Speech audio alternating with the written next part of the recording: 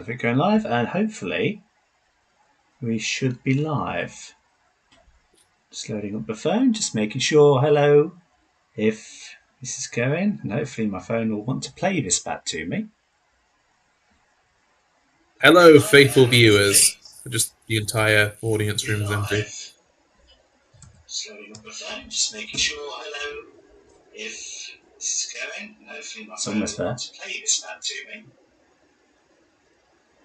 Hello, faithful viewers. Oh, this is fine. This is fine. Right. Hello.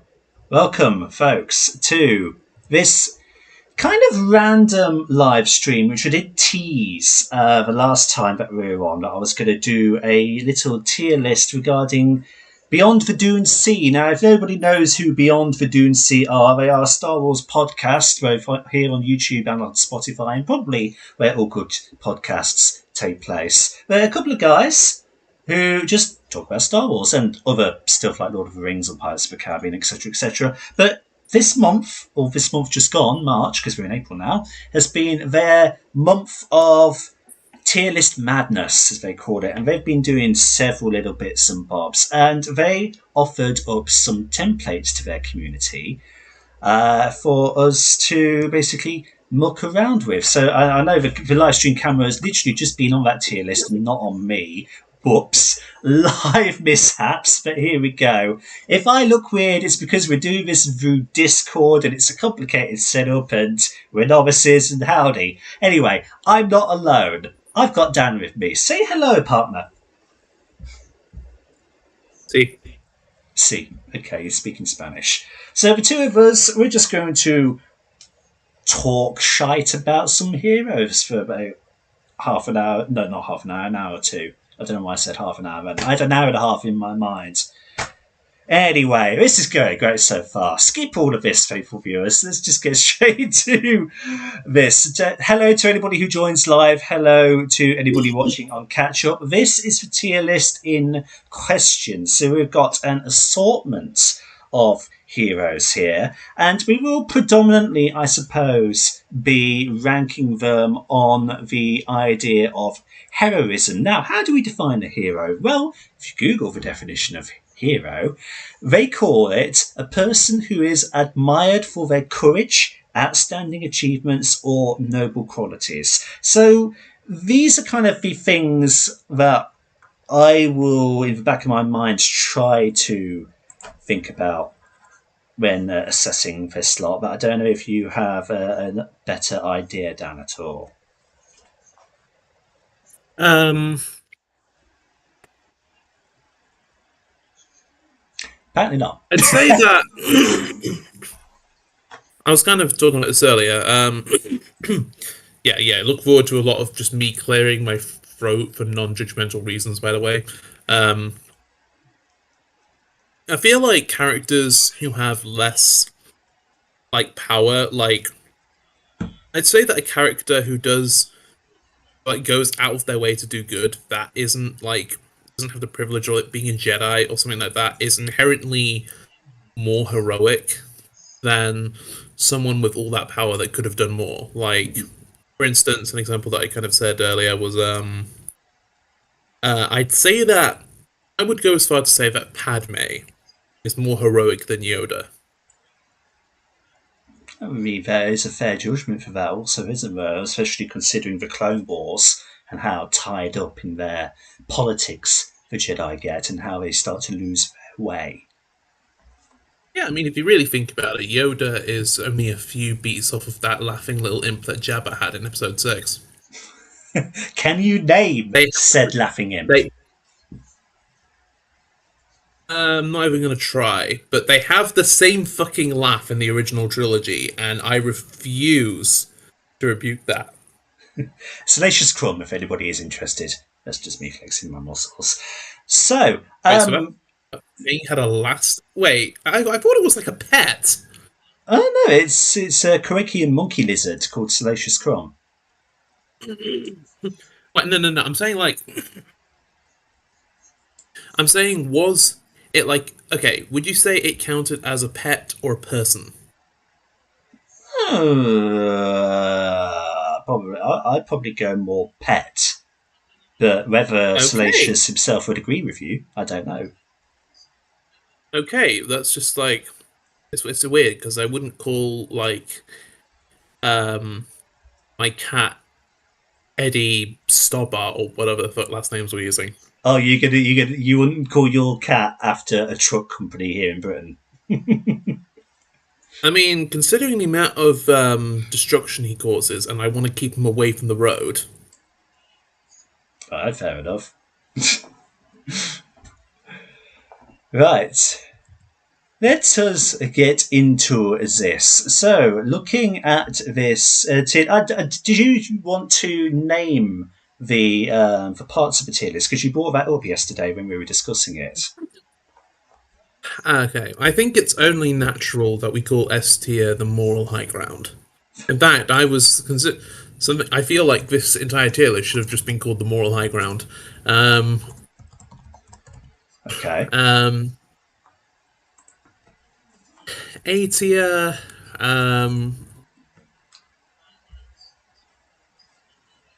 Hero of the Republic, I suppose. Sure. B tier.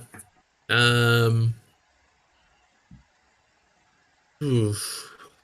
Aurora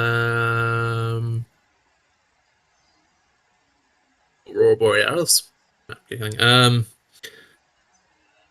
Why don't you come up with a name for B tier? B tier. We're all rebels, aren't we? to quote Okay. a deleted line from Rogue One.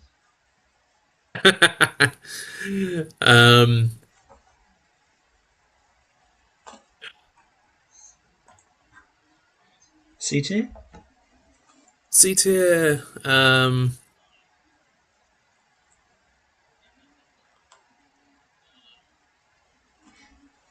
Scruffy looking?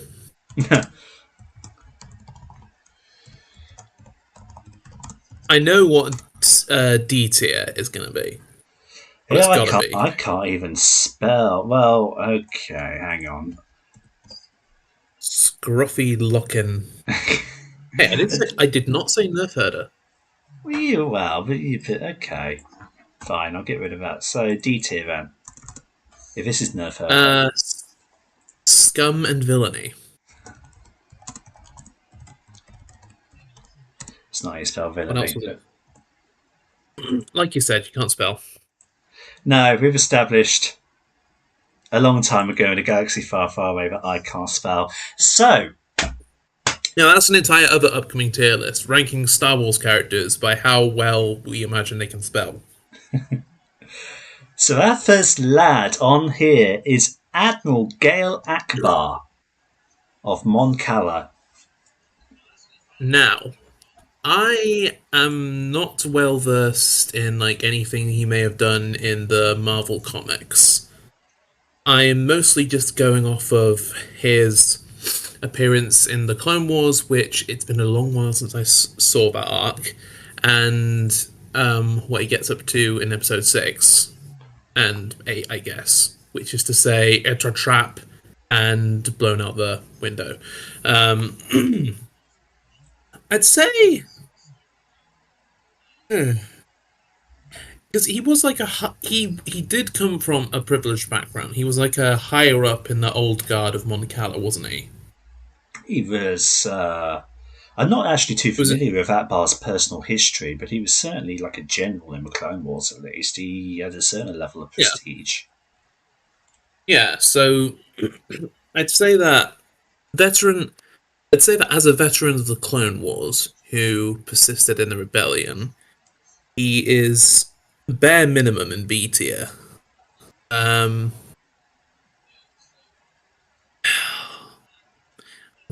We could have used like another tier, but well, we can tell you what. Let's see if I can. No, because we can just like rate things by like a high B tier or shit like that. Well, what I also do want to add is F tier. Okay. I wanted to like call it All right. something Well, in along the that lines of case, like F tier. Sith Lord or something. I was going to put. In that case, I was maybe F tier could be scum and villainy, and D tier could be Nerf herder. Okay.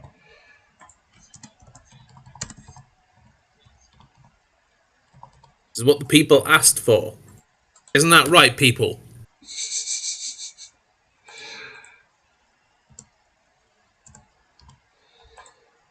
Spelling, whatever. Anyway. Thank you. I'm here all week.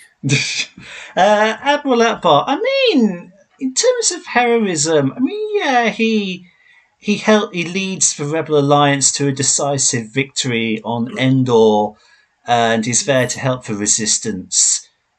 I suppose he's quite instrumental in figuring out what the New Republic is all about. Yeah. I'd say we put, just because we don't have a lot to go off with him compared to the others, let's put him in a B tier and then adjust him accordingly going forward. Okay. Fine. We're all rebels here, right? So next up, Ahsoka, yeah, S tier. She probably is, yeah. I mean, she's not a perfect person at all. I mean, let's look at the definition of hero again. So, a person who is admired for their courage, outstanding achievements, or noble qualities. So, is she noble? Yeah. She's absolutely very noble. Achievements? I mean, that's not fair. Well, I mean, she has achieved a lot. She's not instrumental in like shaping the way that the galaxy goes, because like she isn't responsible for redeeming Vader. She doesn't topple the Emperor. She has no part to play in the First Order conflict. She's not, despite her prominence in a lot of Star Wars media and storytelling, she's not a central character. But having said that, she does have a lot of personal achievements under her belt, a lot of victories in the Clone Wars. She has the achievement of training an apprentice in Sabine, albeit it's a rocky road, but there is an achievement there. And she went on to as basically a kid, single-handedly come up with that capital ship attack strategy that Thrawn would become so fond of. Mm-hmm. Yeah. I mean, did I say Thrawn? You said I meant Thrawn. Yeah, before the Voodoo himself. God damn it, Barry! What did you do to the timeline? Oh, someone's watching. Hello, Luke. Hello, Luke. Yeah, she's becoming more important with all the Imperial Remnant stuff. That's true. Luke, you must go to the Film Decryptor channel and press the subscribe button. Oh, trust me, he's already done that. She is becoming more relevant. True, but also there is an argument to be made that the Imperial Remnant part of the timeline isn't a hugely important part of the narrative. Okay, I would argue that her heroism comes from her persistence, because there are multiple times throughout her entire career, let's call it, where she could have given up, like getting booted out of the Jedi. She came back. Order 66 came back and then joined the Rebel Alliance.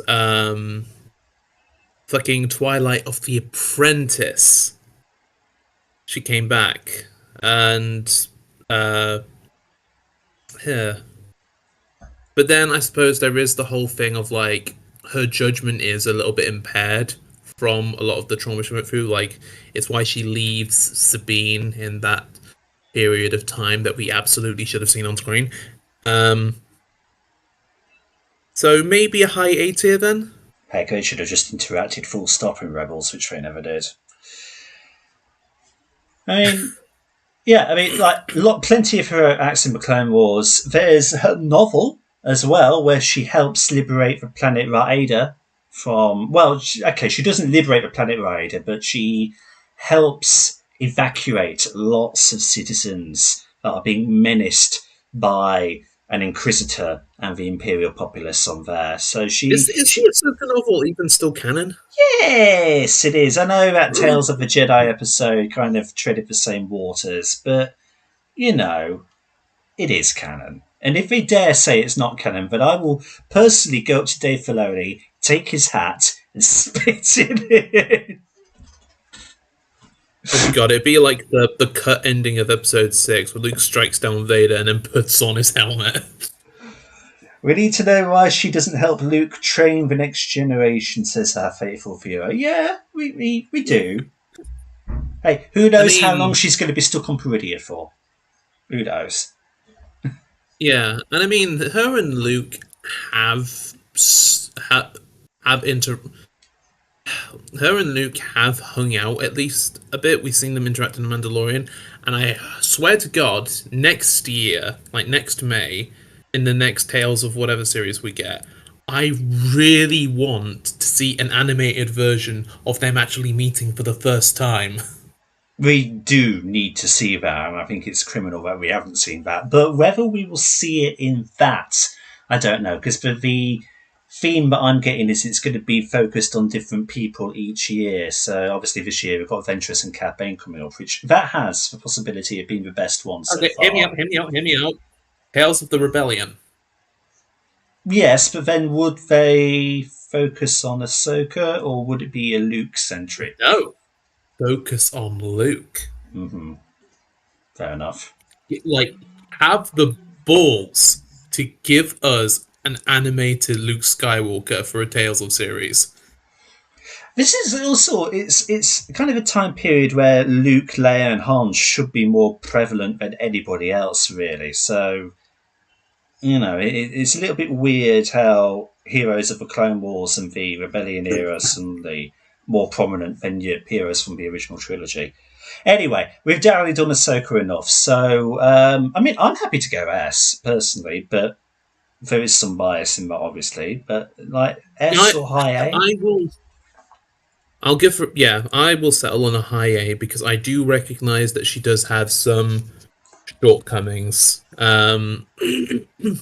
Like not without good reason on her part, but still, she's not flawless. Luke's saying Tales of the Rebels, give me more Wedge. Interesting. If you want more Wedge, mate, there's the Aftermath trilogy of books, which they're okay. They're written weirdly. They're from a first person or second person perspective.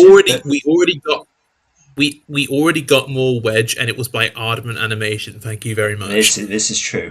Okay, next up we've got Amilyn Holdo from The Last Jedi. Oh boy. Well, we should point out. We should also point out to our faithful viewers. We get a veto, one veto each. I haven't actually said this to Danny yet, but I'm saying that we do get a veto each to use. Really, usually he doesn't tell me about this kind of thing until he's pulling said veto. No, I'm telling you now. We have a veto. There was another point I was going to make. It's just slipped my mind. God damn it. Vice Admiral Holder. The sacrifice play. Beyond the Doing C also said about if they make a heroic self-sacrifice, then that should automatically bump them up a level. What are your thoughts on that? Now let's put her on B tier on the same level as Akbar because they both have, well, Holdo actually has far less screen time than Akbar considering expanded material, but we just don't get a big enough picture of who she is. We know that she is trusted by Leia. She's Vice Admiral, so that obviously, because to be fair, part of the reason why Akbar is as high as he is because a lot of unsaid stuff. Like we assume, like he obviously he was a veteran of the Clone Wars and must have been instrumental in like helping the rebellion and all that. And I think the same could be said of Holdo in terms of like her position kind of speaks for itself to an extent. But that can only really take a character so far. Mm-hmm. In fact, I'm questioning why like characters with that relatively little screen time compared to the others even made it on this list. Well, I mean, she is a significant part of that film. Yeah, but like her role is kind of based partially, if not entirety, on the fact that we don't know what the fuck she's about. I mean, again, if you read the books, then I think there was like a Leia Princess of Alderaan book, which she was a key player in. I do believe. Luke says she should have just told Poe what her plan was. Yeah, that would have helped, certainly. But then, I mean, to counter argument to that, though, she is compartmentalizing in that instance because Poe has, just bear in mind, led kind of like a suicide run on a First Order dreadnought, and he's got basically everybody but himself killed. So in that moment, he is somewhat of a liability, despite whatever high rank he has in the Resistance. He is a liability. And he is very likely to just jet off and do something reckless. The chain of command can't have that happening at a time of crisis. So what does Holdo do? She shuts him down so she can actually concentrate on leading the Resistance and not have this hotshot pilot just do whatever and scupper everything for everyone. That's what the mindset is there. Basically, he would have been in the know if he wasn't in timeout. Basically. Also, there was the whole possibility, the very real possibility that there was a spy amongst the Resistance during that period, because it was basically there's either a spy among us or they have hyperspace tracking. Yes. I'm just trying to think of when the Resistance actually figure out hyperspace tracking. Like, actually as a concept, not when the First Order actually catch up with them, but when they actually figure out hyperspace tracking is actually a thing. I don't know. Anyway, all valid points. Yeah. In any case, I think that at least for now she should go in B tier. Yeah, because she makes the sacrifice plain. Yeah, she's a bit of a flawed leader, sure, a flawed person, but ultimately she does do a heroic act of sacrifice, which does buy a bit more time for the Resistance. So yeah, sure, B tier. And to be fair, when it comes to her, like, the other ships getting blown up, the only people she technically sacrifices in that are the captains who stay behind to keep the ship flying, because I'm fairly certain that the crews get evacuated to the main ship. I think she's literally the only person left on there. She's the only person on the bridge, certainly. No, I mean when the other ships get blown up. When they run out of fuel. Right, next up, we have the Chosen One himself, Anakin Skywalker. Now, are we talking about Darth Vader in this as well, or are we literally just focusing on Anakin as Anakin? Hey, if my mental illness doesn't get taken into account when I'm on a list like this, neither does Anakin's. So we're talking Vader as well? Yeah. Okay. It's a tricky one, isn't he? Because he spends half of his life as a decent guy that does questionable things in his spare time, and then half of his life as a literal space Nazi. Yeah. I'd say less Nazi and more Spanish Inquisition. See, in the Clone Wars, he gets a nickname, the Hero with No Fear. Though, given that he's got a nickname for word hero in it already, is quite telling. And he does do a lot of good deeds in the Clone Wars. And you know who like marketed him as that, though? You want to take a guess? Who marketed him as the Hero of No Fear? Yeah. The Citizens that was of the something that... Oh, no, I was going to say that didn't Palpatine push for that, though? He might have done. Because he made him the Republic's poster boy. Yeah. Yeah, Anakin. Oh, Anakin. I mean, you have good deeds in you, and ultimately, you do have the self-sacrifice play. You do bring down the Emperor and bring balance to the Force. Yeah. Though I think now this is going to be a bit of a this is going to be a bit harsh. But if we're talking numbers here, all that heroic shit that he did as Anakin, mixed with all the questionable stuff he did as Anakin, was only 3 years, which is how long the Clone Wars lasted. Compared to how long he spent as Vader. Like 22 years.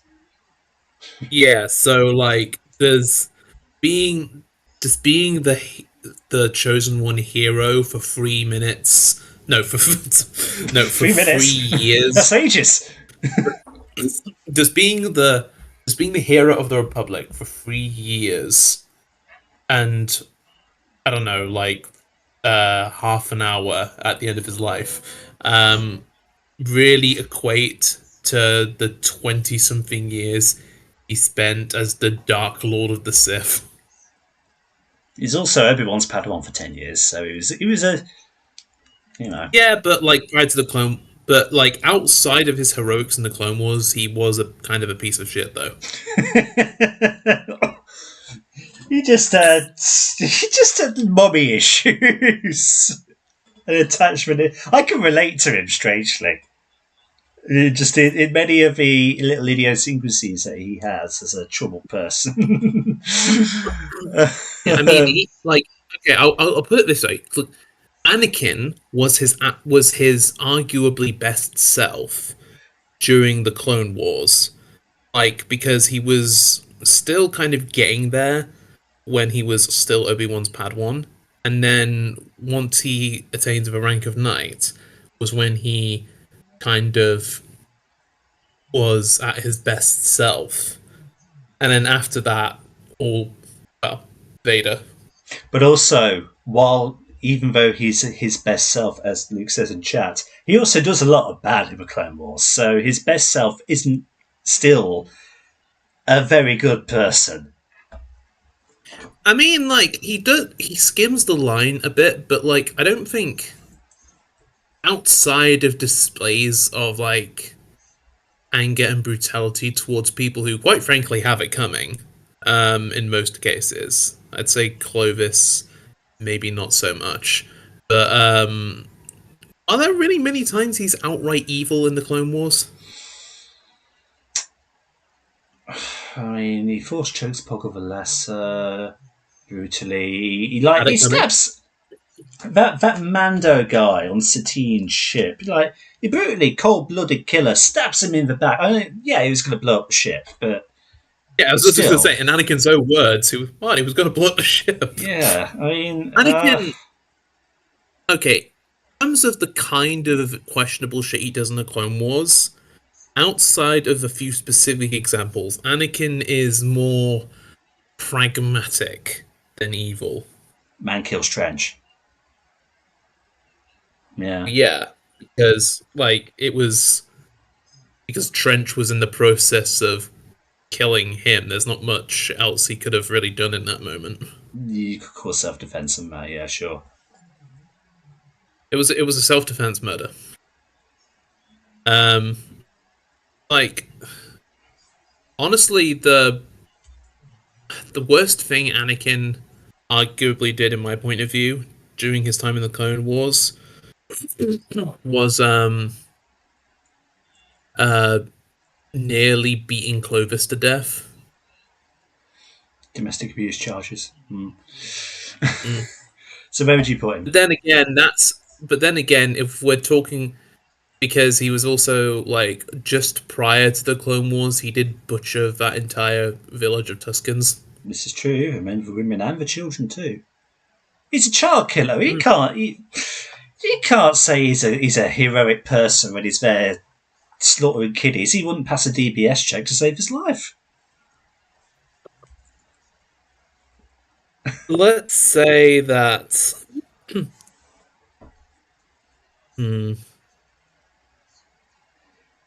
Maybe he has to be just like borderline C because of the almost equal balance of decent and bad things he Yeah, does. decenting. Yeah, well, I mean, I can't say great stuff he does because he, I like, was just, I yes, was just, no, decenting. I'm just, is that a word? I don't roll back the tape. I don't think I said that. I don't know. Anyway, I don't know. Decenting. He's. By that logic, wouldn't that put him in? Wouldn't decenting be more appropriate for D tier? Well, do you want to put him in D tier? Chat says C. No. Let's put him at C, and depending who else gets put in C, he might get bumped down to D. All right, fine. Baze Malbus, then part of the And Rogue One to be crew. fair, Anakin is kind of scruffy looking. All right, sure. So Baze Malbus. Who gives a crap? He's He's part of a Rogue One crew who goes to Scarif. He sort of dies via self-sacrifice, but not really. I think the thing about Baze is that I don't know how much he cares for the heroic cause, because I think he and Chirrut are very much I think Anakin should should be bumped down to D tier because I think that Base is probably C tier. I don't think like, Baze is any more heroic than Anakin, really. Not really. I mean, yeah, but like the worst thing that Base can be really accused of is like apathy after the Reign of the Empire, and whereas Anakin actively participated in that shit. Yeah, but who does the more heroic stuff in general, though? Is Shining Jedi Knight or this guy who hangs out with a blind guy on a desert planet who doesn't actually give a shit about the rebellion? Not really. Yeah, I don't. Yeah, as you say, Baze cares more about Chirrut than the cause. Apathy means death. I think Anakin is Anakin more of a hero than Baze Malbus. Yeah, but also Anakin does genuinely believe in the ideals of the Republic before his mind is twisted by the very thing he sought to destroy. He cares about people. Anakin very much cares about people and society. And if he didn't have his flaws, then, he'd achieve so much greatness. Baze, he just hangs out with a blind dude and he has a junior novel book or something about him that barely anybody read, and who cares? Baze, he's basic. Basic Baze is what I'm calling him. It's not just going to become a slur now. I don't know. Such a basic Baze. Day. I'm almost tempted to say Baze low C and then put Anakin in low B or something. Okay, let's just put Baze in C and just see where we go from there. Like we said earlier, it can be adjusted. Yeah, absolutely can. Jar Jar Binks. It's his fault. Everything happens. Okay, hear me out. But like, when you actually look at the stuff that he's done, though, outside of that, like between the prequel trilogy and Clone Wars, he actually does become pretty selfless, and he does go out of his way to kind of protect people when they're in danger. Like that whole debacle with Padme and Newt Gunray. Like Why he was is. He there? Who in their right mind lets Jar Jar out onto the field to do anything? Bumbling clown. I mean, you could. I will say this: they put him out onto the field because the Separatists never would have expected it. Jar Jar does have a girlfriend, but that doesn't make him a good hero, Luke. Just because he's got someone that he will bang, that doesn't make him a hero. Let's remind ourselves of the definition of a hero, Sherry. A person who is admired for their courage, well, Jar Jar I don't think he is. Outstanding achievements. I'd say Jar Jar has courage. Yeah, but is he admired for it? Well, no, but Well, there we go, then. He's already failed the first point. Noble qualities, I mean, yeah. but like, compare, like, who's more noble, the Chosen One or Jar Jar? I would actually say Oh, come Anakin. on! Now we're just talking semantics. Outstanding achievements. I mean, he did help From the point defeat the of droid view, army on Naboo. he defeated the joined army. But Anakin He, also was ultimately the person to do that, so Jar Jar didn't contribute enough to that. I don't know. I don't know where this Jar Jar slander's coming from, but I think I'll put him like D tier or that's very, not fair. very low C. No, C tier at worst. Jar Yeah. Jar is a fumbling dumbass, but he's a good one. What are we going to classify as D tier then if we're putting him in low C? Well, I mean, are there any straight up villainous characters on this list? No,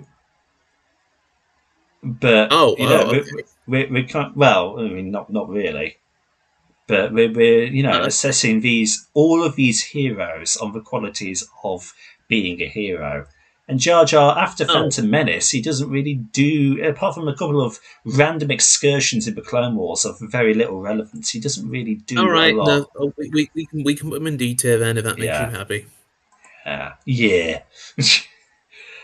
Boba Fett. Boba Uh, Fett. Interesting. he's a good character, but he's also scum.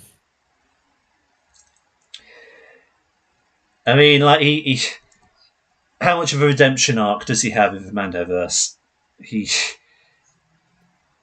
like It, he becomes the Lawrence, big mafia gangster kingpin of Tatooine, but does that equate to being a hero? Really? no, you don't get good boy points for becoming head of the mafia. He's a crime boss, yes, but he helps Din find Grogu. Does that give him extra points? Well, fucking Cad Bane helped Obi-Wan and Mace Windu find the fucking younglings.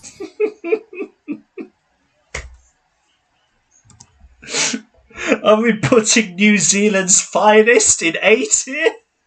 No. Put him downstairs in the hot springs where he belongs. Uh, Conversely, then, Lady Bo Katan.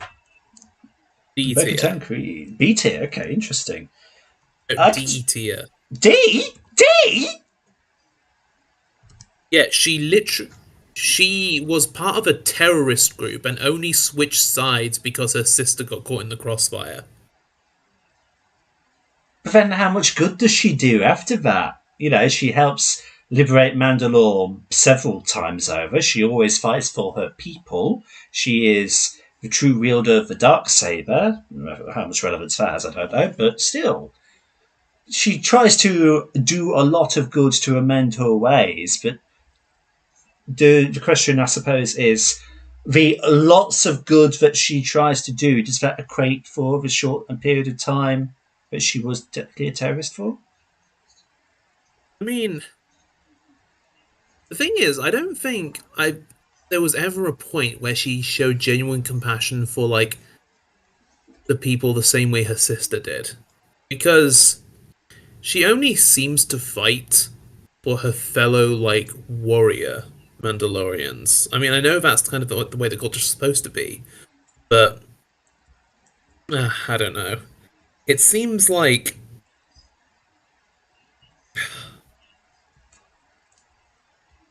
I'll bump her up to a C tier. Like, is she more heroic than Boba Fett? Yeah. Is she more heroic than Jar Jar? Yeah. Is she more heroic than Baze Malbus? I would say so. Is, is she more heroic than Anakin? Well, that's a question, isn't it? It's in a weird way. She's kind of like the inversion of Anakin. Anakin spent a few years as a war hero, then became space um Wrong. whatever insert dictator here, and then she spent a short time as a terrorist and then became a freedom fighter, depending on your definition of freedom. I could go between Anakin and Baze. Okay, sure. All right. Cal Kestis. Because bear in mind, she also technically. Actually, no, that's bullshit. I was gonna say she also indirectly got Mandalore glassed, but I just remembered she did surrender the Darksaber to Moff Gideon, so he wouldn't do that, and then he did it anyway. So yeah. Okay. Kestis. Now, I've only played the first game of the two, so I don't really. I mean, I've watched gameplay and story of Survivor, but it's not stayed in my memory particularly well. I think, like, doesn't he start? Have you played the second game? Yeah, I've played the second game. Doesn't he start to dabble in the dark side a little bit in the second one? Or am I not? He does start to. He does start to, arguably rightfully, but he does start to lose his shit a little after like some really big losses and betrayals. But he does he's kind of left at a point where he's kind of walking the line a little bit, but he still cares deeply about other people. Like he did everything he could, like to find a solution, like with what's his name? Like another fallen Jedi. Is it Bode that you on about? Yeah, Bode. He makes every attempt with Bode, even after all the shit he did, to try and find a solution that didn't end with killing him. And I'd say, and I think like in the beginning of Jedi Survivor, he's very much on a. I wouldn't go as far to say as he had a little bit of a death wish in terms of like throwing himself into the rebellion, because he was working with allegedly he was working with Saul Guerrero a lot.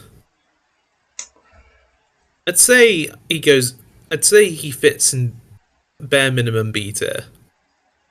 Okay. Also, chat. Don't worry about spoilers for Survivor because, like I say, I have watched the gameplay like movie that some YouTubers do of it, so it's all right. Man, at that point, Bode was a mercy kill. I mean, yeah. I mean, like I could settle with a low B because I don't think he's certainly as heroic as some of the people we're going to be getting to. He did everything he could to try and avoid killing Bode in front of his daughter. But ultimately he did, and he's not a good person, so he F'd here. To be fair, I'd like... He made a young girl an orphan. He is a horrible person. But the young girl was very understanding. Let's stick him in low B. I'd say that in the Star Wars universe, as far as orphans who had their parents killed in front of them go, Bode's daughter is a very generous trauma victim in terms of forgiveness. Alright, we've got Cara Dune next. I mean, she's not that much different than Baze Malbus, to be honest. Actress notwithstanding. Well, that's why I'm not brought that up. But like in character-wise, I don't think she's that. Like I put her probably above Baze, but certainly behind Bo. Yeah, I was going to say the same. It's like, what does she do really? She pals up with a Mandalorian bounty hunter for a couple of bits, and then she gets shunned off to do a spin-off show that never happened. But all of that would have been, she's basically just a ranger of the New Republic. I mean, she's just a serviceman, really. She doesn't do anything. I know, like, she fought Jakku, I believe, and she obviously was like a rebel paratrooper or something like that.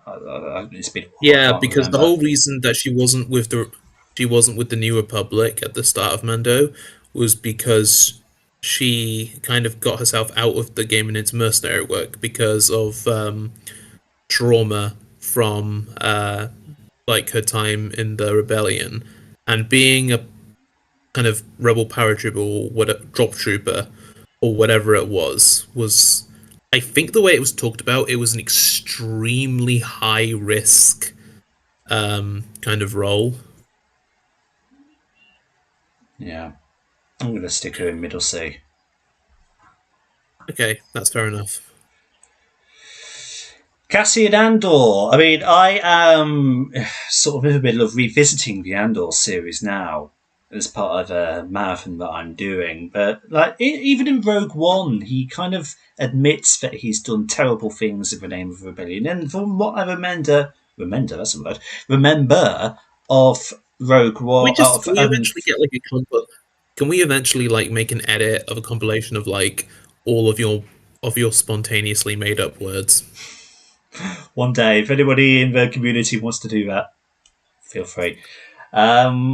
What was I going to say? Well, from what I remember of Andor, the show, he's quite a selfish person, and he's not particularly a good dude in that either. Especially from the three episodes that I've revisited this last week, he's not a good dude. I mean, yes, he has the sacrifice play, so that'll bump him, or give him some points at least, but. Is he like? I think our baseline in this is starting to look like Bo. She's almost like the baseline we're working up here. Bo and Cara. Is he more of a hero than those two? I don't know if he is from Bo. I know that his story arc, even though we do have the end of it, is still kind of incomplete as of right now because Andor season 2 isn't out yet, but it's worth pointing out. Just reading this comment, Andor is a dickhead until the prison section.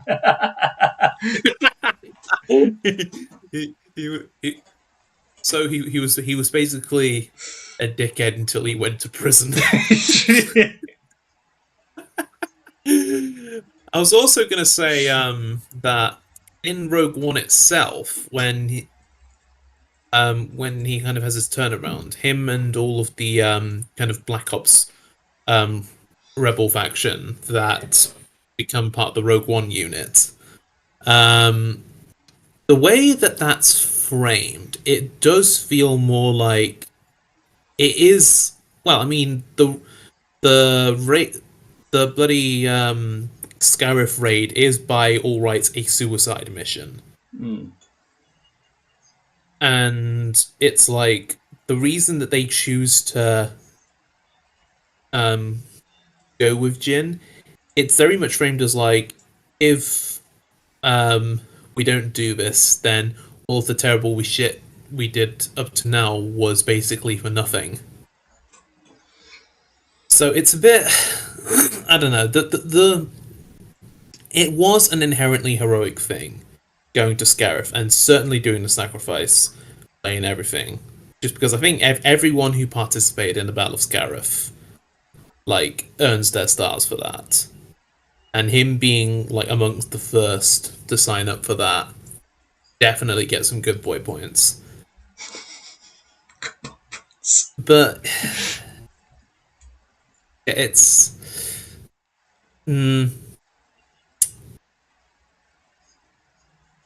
I'd say let's put him above Cara. Okay. Because he gave his life for the rebellion. Whereas Cara, she certainly risked her life for it, and I guess that by that logic, her only fault was surviving. But she ultimately did leave the rebellion. Okay. Or the New Republic, or however you want to frame it. Whereas Cassian did fight the fight to the bitter end. I'm fine with that. Sure. So next up, we've got Sia Junda from Fallen Order and Survivor. She's very much, I think, a Jedi of, that time period, the flawed Jedi, the Jedi that aren't living up to the heroics that they should be partaking. She I don't know. She's doing a lot in Fallen Order to like. What was it? How she was doing? It's been so long. She You was know what? operating like under. She was doing something, wasn't she? What was her mission in that with the holocron to like hunt down for She was certificates or going, something? yeah, like she was going to try and start like jumpstart the Jedi Order by finding good recruits. And though I think it is worth saying that towards the end of it, even though it was Cal who made the decision to destroy the holocron, I think by the time like we get to the Fortress Inquisitorius, she's very much less of the mind of recruiting the kids and more of the mind of just not letting the Empire get a hold of them. And you know what? This might sound like a hot take. I think Sia, as far as like old guard Jedi go, is probably S tier.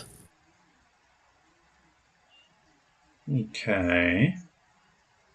Because she has we don't really know what in detail she was up to prior, like during the Clone Wars and all that, but she's captured and put through like the trauma of seeing Trilla become the second sister and all that, and she has her dark side moment. And to her credit, her response to that is to just immediately cut herself off from the Force at the first red flag of that, which is more than you can say for a lot of Dark Jedi. And then it is like a period of time where she's implied to be in a really bad shape before she meets Grease. But everything, like, she starts Fallen Order with the admittedly flawed kind of goal of finding and recruiting children to be new Jedi. But like, I think even before Cal splits the hologram in half, she understands that that's not the way to go by the end of it. And in Jedi Survivor, she absolutely she is at her absolute best self. Like she's rebuilding the archive. She is everything she does from Fallen Order onwards is basically just completely selfless. Like she, when personal problems do come along, she just deals with them. Like Ahsoka is an absolute trooper. Don't get me wrong, but her personal issues actively impacted her ability to help others. Whereas Sia, there was never a point, at least in her on-screen appearances, where she let her problems stop her from doing the right thing. And she comes super fucking close to beating Vader. To the point where I almost like another hot take, but I almost get the impression with the way their fight ends that Vader almost low-key respects her for the fight she puts up in the end.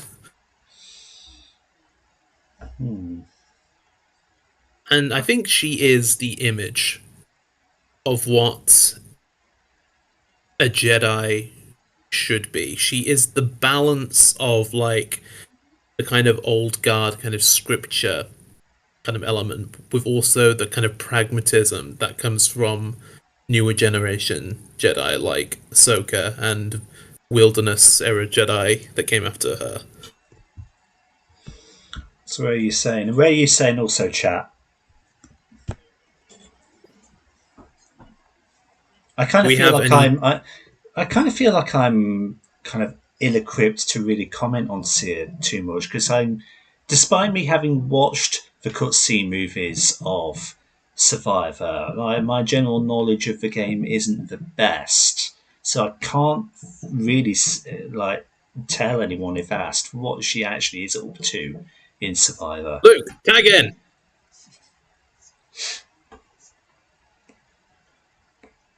Where are you saying, Dan, for her?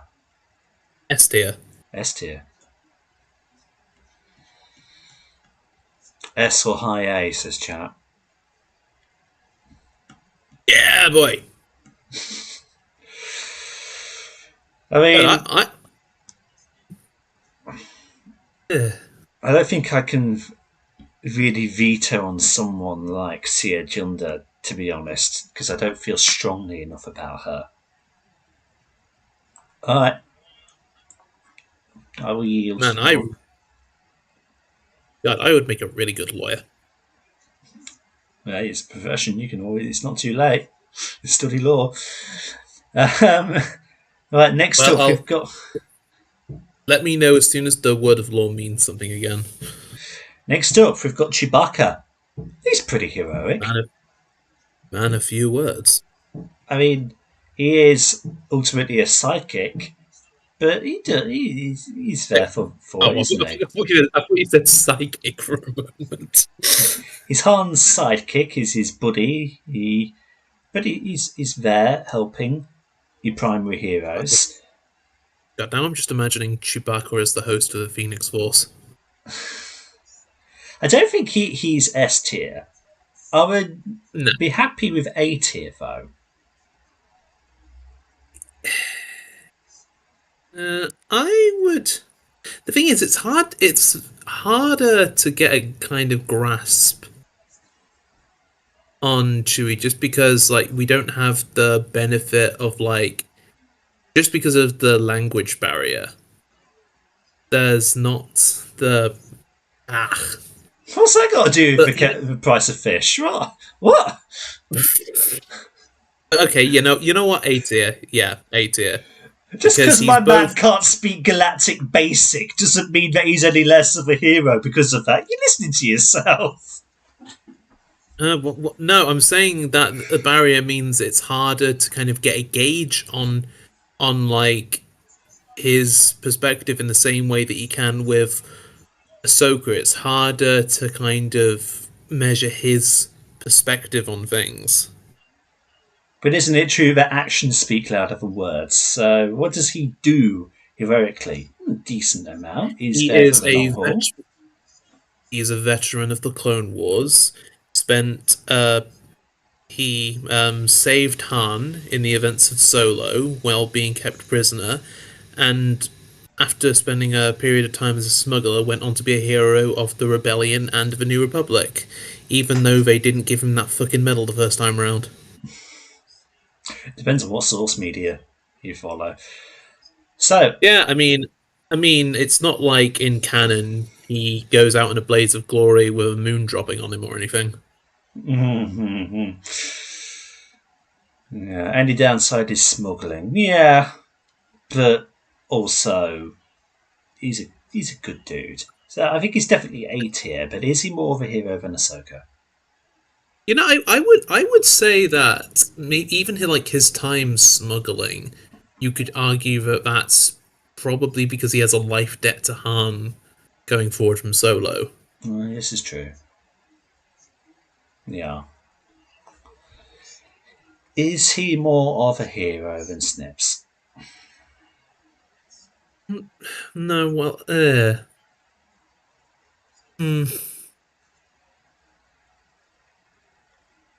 Let's just put him on the same level for now. Well, yeah, but he's obviously A, but is he going in front or behind? I think a better question is he more heroic than Akbar and Cal? I'd say so. Certainly Akbar.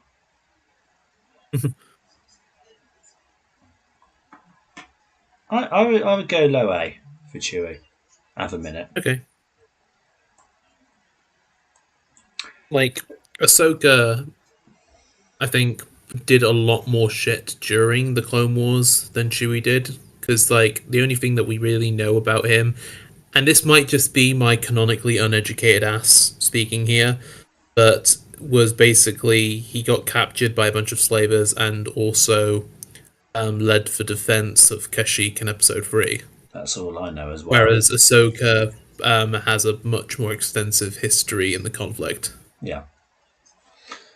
So next up, we've got Chirrut Enway. And I would make the same arguments that I did with regards to Baze Malbus. I would stick him probably just in front of Baze, to be honest, on C tier. Yeah, as you could argue self-sacrifice and all of that. And he's more one with the Force, but...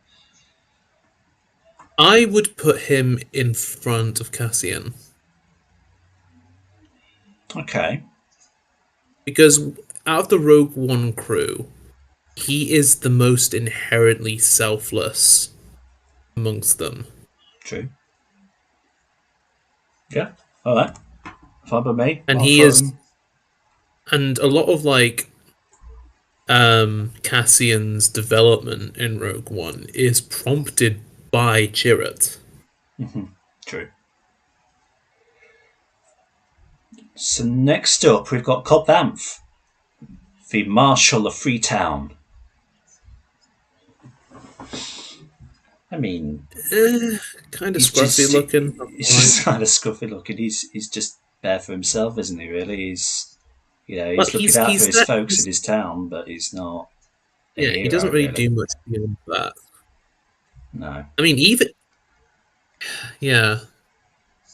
I'd say above Baze, but let's probably below Kara because he never went, as far as we know, out of his way to... No, he never went out of his way to be in the rebellion. I wouldn't even put him in C tier. I'd probably say D tier. He's not really a hero. He's a marshal of his town, but he's not doing anything uber heroic in terms of galactic scale. Okay, do it. Do it. I'd even be tempted actually to put him below Jar Jar, because at least Jar Jar fights for his planet. Cobb doesn't. I mean, we're talking a level of ranks. He is the Marshal. Jar Jar was Bombad General. General's higher than Marshal. I would put him below Jar Jar. Yeah. And then... Oh. Crosshair. Interesting. Crosshair. He's done equally decent stuff and equally bad stuff in the name of the Empire. I mean, irrevocably, his initial turn to the Empire was absolutely the inhibitor chip, even if maybe he's a bit too proud to admit that. Either that or he's just a good soldier. Well, no, because he inherently, in the premiere, his inhibitor chip is legit actually working better on him than the others, because they take him in for that Blade CAT scan, and then they straight up turn it up to maximum settings. Just saying that he should go in C with the rest of the Redemption characters.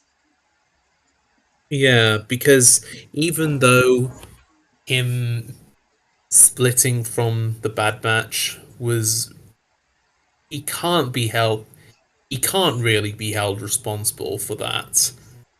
But in terms of him staying with the Empire after his chip got burnt out, that's on him. And he is... everything, him staying with the Empire was absolutely a result of his... I don't know whether to say naivete or just straight up stupidity. In terms of, I didn't know what I was signing up for. I mean, when he does go back to the good side, he does go out of his way to go with the team to Tantis to find Omega. He loses a hand for his troubles. He does redeem himself beautifully, and he is certainly the highlight of Bad Batch. So let's pair him off with everybody else in C tier then. So is he more of a hero than Baze Malbus? I would argue in the end, possibly. I would maybe. I don't know. I'm just debating with myself whether to put him above Kara. All of because his I dark think that deeds outweigh his good. yeah, but how much of the dark deeds were because a good amount of his most heinous shit was when his inhibited ship was going at full blast. When did he remove his inhibited chip, though? He certainly didn't have it by the end of season 1. No, like I think it's all but explicitly implied that his inhibited shit was taken out after he took the fucking Venator engine to the face. Okay. Hang on, I'm just like, what? Because certainly, like, him gunning down civilians and all that was. I think you can, like, okay, so bold Crosshair is him post inhibitor chip. Okay. And the most heinous shit he did was when he still had his hair, just to simplify it, which was before he lost the chip. You have your hair, you do bad. You go bald, you do good. Life You have your hair. You have, go on, Crosshair. You have your hair. You have your orders. Now carry them out. C tier then. But where? So you don't know really if he can go above Kara. Let's put him above Baze for now, Okay. because he does make a concerted effort, whereas Baze just kind of until the 11th hour he just kind of given up. So next up, then we've got Din Djarin himself. He's reasonably heroic, but he is also very much a bounty hunter, obsessed with the Mandalorian way. He's in it for his people. He's not in it for the greater picture of rebellion or republic or anything like that. It's very much for Grogu, for his clan, for the Mandos. He's definitely like considering that he is technically a cultist without realizing it. I'd say he's pretty solid. Like he doesn't go super like out of his way to join like the New Republic or anything. Granted, there aren't any, at least so far. He hasn't been involved in any major crises where he would have had the opportunity to really properly step up. But whenever the opportunity has arose, he has gone out of his way to help people. You never know, in the film next year, he might have that opportunity. Yeah. I mean, he did his goddamn best to stop Grogu from committing, what would the term be? What's the homicide term for eating unborn children? Anakin. Yeah, he did his damn hardest to stop Grogu from committing Anakin on those eggs. I don't know. I'm just imagining like the eggs, like in Animal Crossing talk, just saying, Master Grogu, like there's too many of them. What are we going to do? Like, yep, blah blah blah blah blah. See, chat is saying B tier. I don't know. I don't know that I can put him above Anakin. Anakin, I think, does way more heroic stuff. Like Vader aside, Anakin as a hero is more of a hero, I think, than Din. I think he's more heroic than Bo-Katan. Again, in the same reason that Crosshair is more of a hero than Baze, because after season 2, Bo had given up. And she needed Din to prompt her into like getting back into the fight. Between Anakin and Bourbon? Yeah. Okay. Because I think it's a funny one, because some characters are only better because of other characters, and then there's the argument of, does that make said characters better than them? So next up we've got Echo. We've got Echo. You said it twice. Is there an echo in the room? I mean, he's at the end of the day, he's kind of generic. No, I mean, I think he can be slotted with the rebels because we haven't gotten anything else of him since Bad Batch, but he's heavily implied to have carried on with the rebellion in some form or another. Ooh, chat is saying A or S. Whoa, ho, ho, ho. Interesting. Again, he compared to other characters, he hasn't had the opportunity to step up as much as some of these characters. But I do wholeheartedly believe that he, under the right circumstance, would absolutely be just as committed as the likes of Akbar, Holdo, and Cal. Okay, yeah, I mean, he does go off with Rex to help free as many clones as they can to lead a clone rebellion. So, yeah, okay. So maybe at least. He is absolutely the most heroic member of the Bad Batch.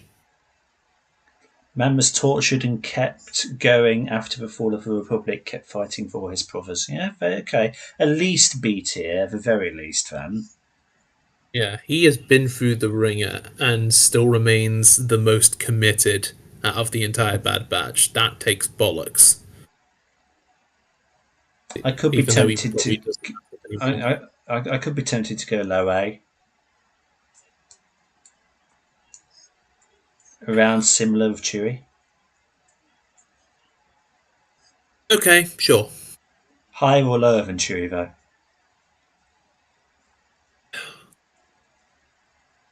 I'd be tempted to say higher. Okay. Yeah, because I'd say that while Chewie definitely kind of put the work in for it, Echo had much more of the galaxy going against him. He didn't he was one of the more level-headed members of Domino Squad from an early point. He did the self-sacrifice play, bear in mind, at the Citadel, was kept and mutilated and basically used as a human hard drive for God knows how long during the back half of the Clone Wars, and still managed to bounce back from it without really skipping a beat. And the only real thing he had to contend with was other people doubting him and whether he was a separatist sleeper agent or something. And then going into the Bad Batch, he was the most he's the one who went out of his way the most to help others. He stood by his convictions. I don't know if I'd count what he does at Citadel as self-sacrifice, though, because he runs for the shuttle. He just happens to get blown up. I don't think he was doing anything particularly sacrificial in that instance. Okay, I'm willing to accept that, but still, I think that I still think that the amount of shit thrown his way and him just pushing forward and being the best amongst his peers without skipping a beat despite all of that puts him above Chewie. Okay. Alright. Fair enough. He's like Saw Gerrera without the terrorism. On the other hand, Commander Cody. Again, we haven't really. I hope to God we get to see more of him post post Bad Batch, because he did at least get as far as leaving the Empire early on, and I don't believe he was at the base during the whole Clone Rebellion massacre. Was he? at the base during the Clone Rebellion massacre? You know, On the Tef. mountain base. The one Was on he? Tef. He wasn't on Tef, no.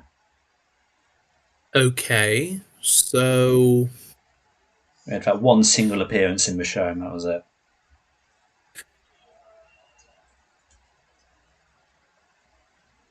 I don't know. I'm gonna, I'd be tempted to say very low C. yeah, I'd still put him before Baze. The Bayes slander Israel. I think the last we see of him is when he chats with Crosshair. That was all in that same episode. So he was only ever in the one episode of season 2. Hmm.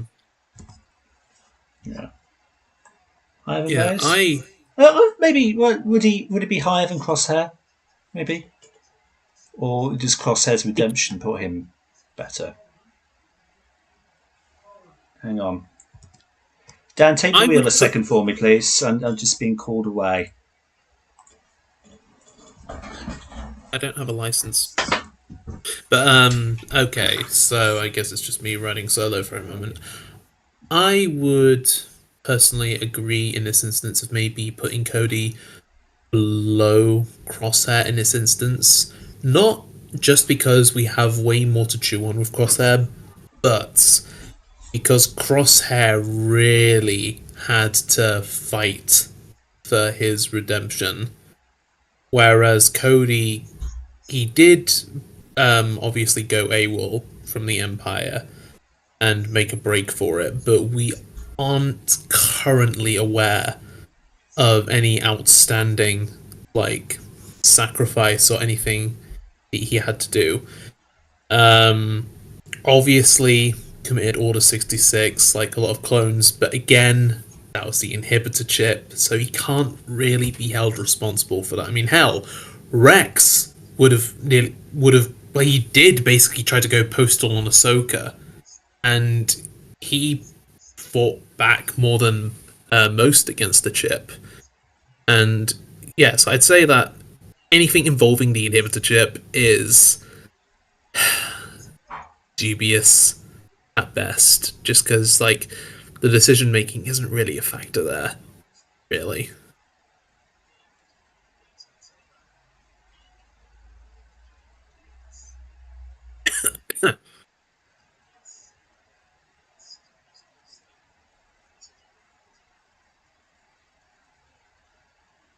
I don't think a gracious host really took into account the idea that he might get called away during a live stream. That he's holding one other person. Not saying that I'm not a gracious host by myself or anything like that, that I can't entertain an audience of roughly 1 or 2 people in that time, but yeah, I don't think he really thought that part through. Hopefully he'll be back soon, with any luck. I mean, I can't really zoom in on a lot of these. The resolution, because of the connection, isn't great. So my ability to continue the list without him is doubtful. But, yeah, what else can you do? Hell, I can't even see the chat. So any comments, derogatory or otherwise, that you have towards my handling of such events will have to go unread for the time being. Sorry, chat. Sorry, Luke. You know what? Just a question for until the Film Decryptor himself comes back. Luke, how have you been enjoying the channel lately? Outside of not just the live stream, but the content that our friend has been putting out in general. How has it been? Oh.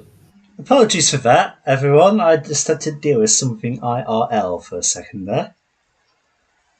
But, what's happened? Am I going to have to watch this back and find some really controversial things that happened?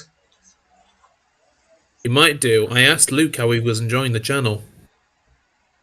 I hope you're looking at chat. Well, I'm not, because I have to have this thing up full screen in order to see the list, after all. No. So did we decide whether Crosshair's redemption puts him above Cody, or if Yeah, Cody is? basically, as I kind of went off on a tangent after you left, I basically said um, that while Cody did veer off from the Empire before Crosshair, and there is the kind of unfair factor of like we have more to chew on with Crosshair.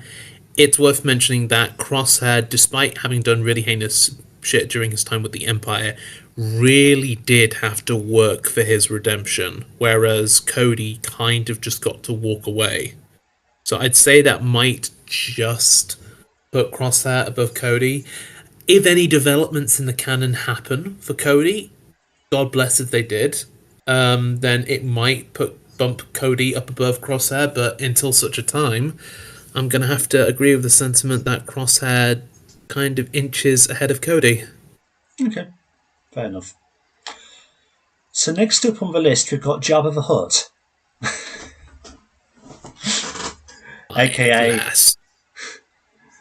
Ezra Bridger. He's pretty heroic, isn't Um, he? I'm gonna have to go S tier for Ezra. More so than Ahsoka. Interesting. I mean, he argue. I mean, would you say that um, Rebels finale counts as self-sacrifice play? Well, yeah, I suppose. I mean, okay, well, on the topic of self-sacrifice, though, like technically Ahsoka in Twilight of the Apprentice pushes Ezra out of Mhm. there to fight Vader one-on-one as the temple is collapsing. Yeah, That's a self-sacrifice moment. true. She certainly offered her life for others on multiple occasions. I can think of certainly one Clone Wars example at least. But one thing that Ezra and Kanan certainly have over her is that they participated in the rebellion way more, while she was presumably, um, especially after Twilight of the Apprentice, off doing her own thing. Because in that, even though she did legit survive that fight, she is still assumed dead by the rebellion, for as far as we're aware. Mhm. So she didn't see fit to return after the little trauma dump that was her fight with Vader.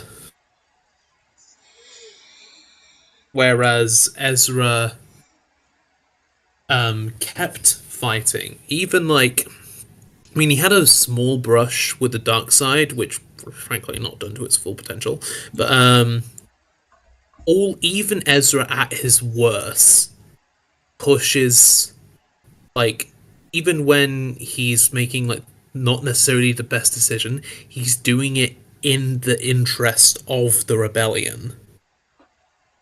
Like especially after his parents went. Like I think by season 3 especially he is like full on in. Like he Saw Gerrera definitely brushed off on him a little in terms of his commitment towards the cause.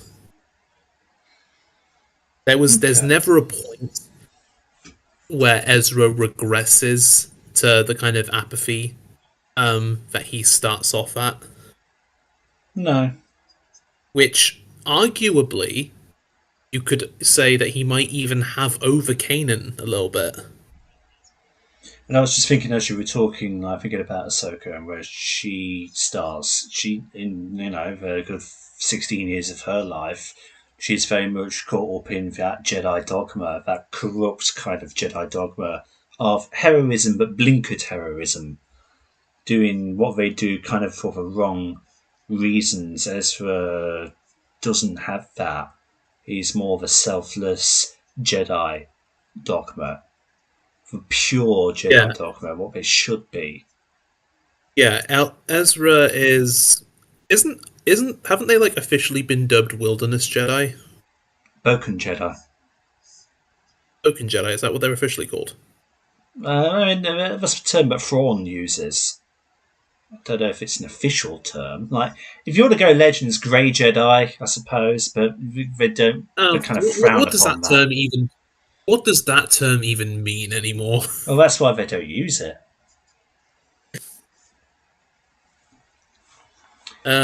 But Okay, well, if yeah, you go in S, is he higher or lower than Seer? um, I'd say maybe higher. hmm. I mean, Ezra's achievements, I'd say, surpass um Sia, but it's certainly not for lack of effort on Sia's part. When he fights to liberate his entire planet and succeeds, he takes Thrawn out of the picture, which is a major blow to the Empire. Yeah. Okay, for that, okay. For that reason, then, in terms of like him kind of seeing things through, because even Sia at her best still kind of keeps to herself to an extent. She doesn't like, she kind of leaves the fight um from a more active perspective. So yeah, I'll put that. Yeah, Ezra is above Sia. Well done, Jabba. You're in first place. Conversely, Fennec Shand, she's not a good person. She's not a good person at No, all. she scum and villainy. Scum Sorry. of it. Yeah, okay. I agree with that. I'll put a. You know, I might maybe put her a bit above Boba because in her younger years she definitely does have a bit of like altruism towards Omega. You know what? Her episode in the final season of Bad Batch, I still haven't watched. Even with my recent rewatch of it, I still skipped that episode. I skipped Jeez. it originally on my first view because I was at that point of the show. I was extremely annoyed with it, and anything that wasn't relevant to the plot or the Empire, I didn't have the patience for. So I skipped over them. And even with my most recent run through, I still don't deem that episode noteworthy enough. Because like, what's the key thing that happens How, in how that? can you how can you deem an episode anything if you haven't watched it? Well, I mean, having read up on general points, like the only thing of importance that happens in that entire episode is at the very end she radios Ventress, and you don't even see Ventress in the episode, I believe. So, like, what the hell is the point of the entire story in that?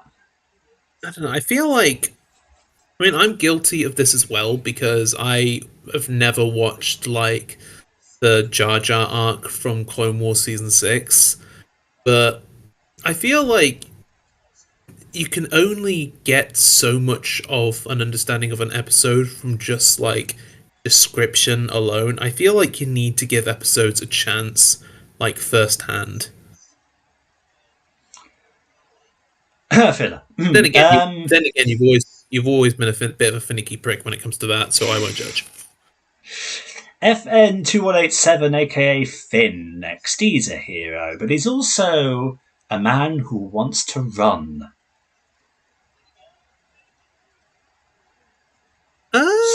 Certainly by That's the end, he is. Like, it takes two whole films for him to finally commit to the resistance. He's an absconder from the First Order in Force Awakens, and even throughout that, he only aids them going to Starkiller Base because he wants to get Rey. And then at the beginning of Last Jedi, he's fully prepared to jump in an escape pod and leave the Resistance once again. And it takes a very convoluted trip to Canto Bight and a mission to the Supremacy to experience someone who's even worse than him in terms of morals to finally go, okay, I finally get it. I'm finally going to stand up for what's right. Yes, it's a very long character arc, but it takes him a hell of a long time to finally and commit to the good path. and he also does make an albeit unsuccessful self-sacrifice play. Thank you, Rose. There is no doubting that he is definitely heroic.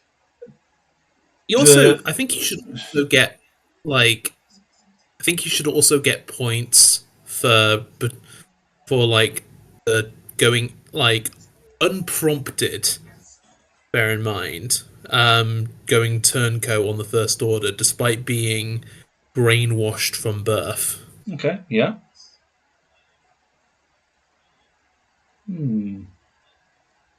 I'd put him maybe low B tier.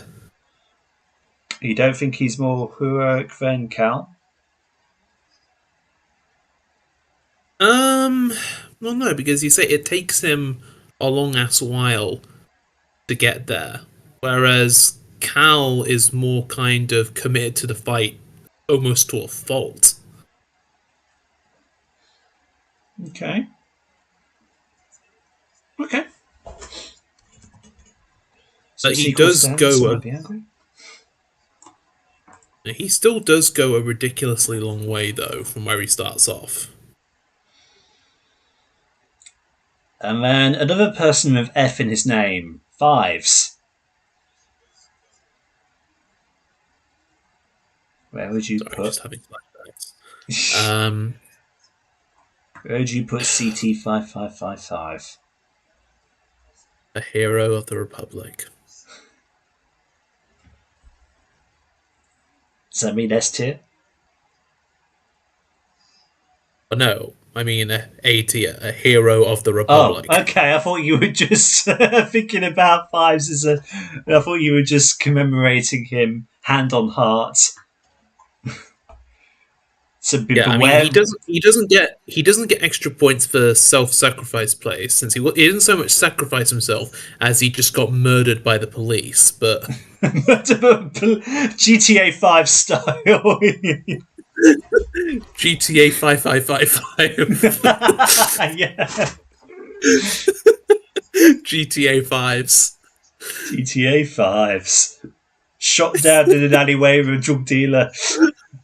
Oh god! Now we just need to make an edit of Fives dying and everyone crowding around him, but it's the wasted. Oh, I'm going to hell for that. I'm going to hell for that comment. Oh god. Hero of the Republic, I'd say above Chewie, and Echo only.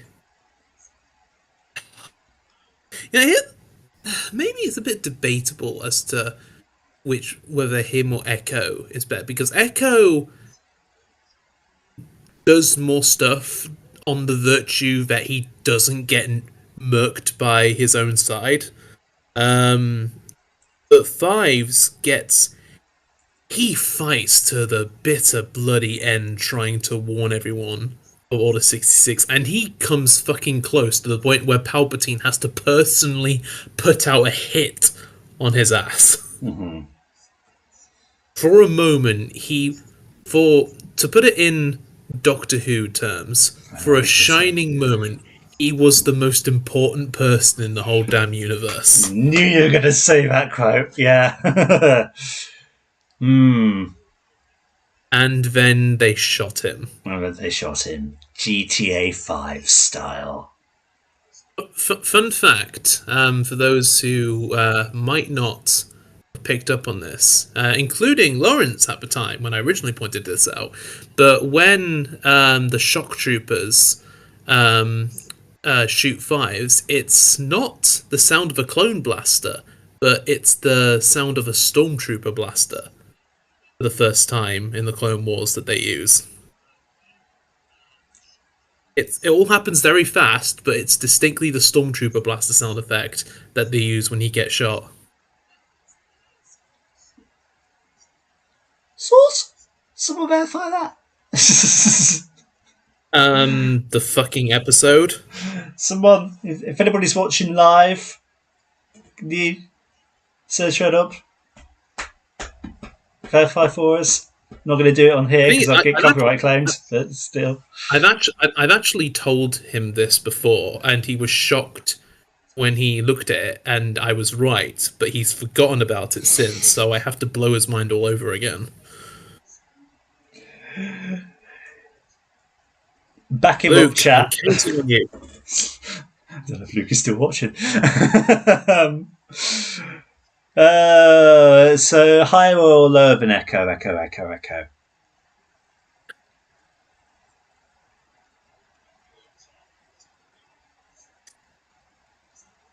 What do you think?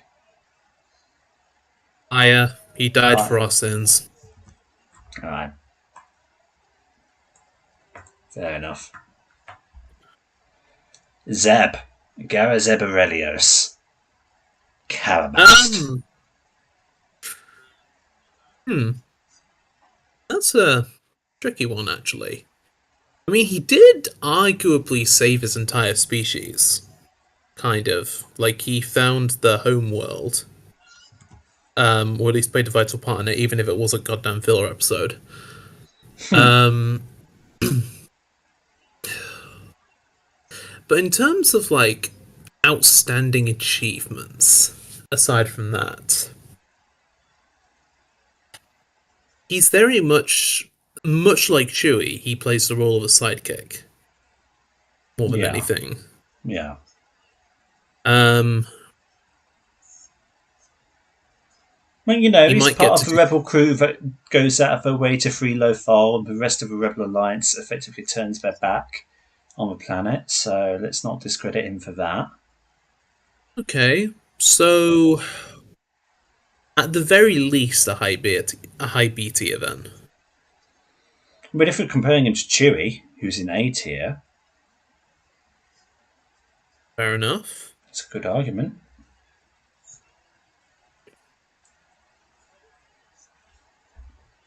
Okay, yeah, sure, A tier then. Yeah. Would you say above or below Chewie though? Hmm. I mean, him like saving his people definitely does give him some good boy points in that regard. Hmm. I'm trying to remember how he starts off in Rebels, what his priorities are. Like in the beginning of season 2, when they're having that debate as to whether they go back to the fleet or not, I can't quite remember what side of the argument he stands on. I seem to think he's in favour of going back to the Rebels. Yeah. I think he says he likes it with them. Yeah. Wait, was that the debate whether to stay on Lothal in season 4 or? No, beginning of season 2, after they've escaped Vader. From Right. shuttle, Okay. and they're all Yeah. discussing, okay, what do we do now? Do we go back or do we go into hiding? Yeah. Yeah. He was definitely because I know this is a little bit premature, but Kanan or Caleb, whichever name you want to use, um, for all his heroics by the end of Rebels, he spent a lot of time pushing back against doing the right thing in the first half of Rebels. Mm-hmm. Um, so yeah, I'd say let's put him above Chewie. Okay. I know it's I know because someone's inevitably going to point out that Chewie. I'm not too familiar with like the Aftermath trilogy, but I know it's implied in Battlefront 2 at the minimum that he at least played a part in going back and freeing Kashyyyk after episode 6. I suppose that's comparable to the crew freeing Lothal, then, isn't it? Oh, I don't know. I think in the real world, Yeah, in a but realistic sense, he and Zeb would be on par with one another. But this is an yeah, electronic but I list, and we think can't do that. if we're talking about world liberation, though, I think that um, the Ghost crew in that particular instance of Lothal, sorry, in the instance of Lothal, I think they get more points for that because they do that despite the rebellion actively pulling out of Lothal.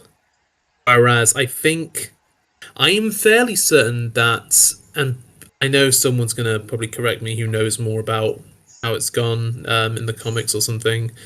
Forgive me, but I'm pretty sure that if Chewie, because at the bare minimum, Chewie and Han were involved in liberating like the Wookiees on Kashyyyk after Episode 6. I imagine they would have had like backing from the Rebellion or New Republic for that. Possibly. It's been a long while since I last read Aftermath Life Debt, so I can't remember the specifics of it. I feel like they must have, though, to some regard.